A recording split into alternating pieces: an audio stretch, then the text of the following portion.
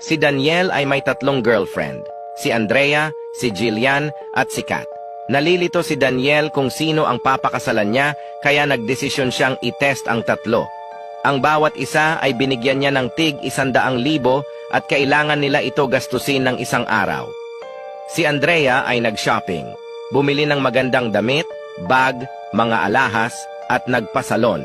Bumalik siya kay Daniel at sinabing, "Ginastos ko ang binigay mong pera para lalong gumanda.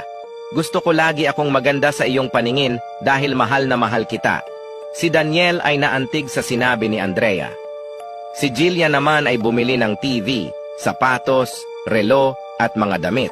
Bumalik siya kay Daniel at sinabing, "Ginastos ko ang perang bigay mo pang bili ng mga kailangan mong gamit.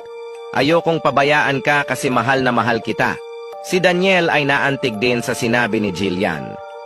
Huling dumating si Kath. Ang bigay na pera kay Kath ay ininvest niya sa negosyo. Bumalik siya kay Daniel at sinabing, "Ang bigay mong pera ay ininvest ko. Ayokong sayangin ang perang pinaghirapan mo dahil mahal na mahal kita." Si Daniel ay napaluha kay Kath. Si Daniel ngayon ay naguguluhan na kung sino ang papakasalan niya. Kaya nag-isip siya ng nag-isip hanggang sa napagdesisyonan niya na lang na pakasalan ang may pinakamalaking dede.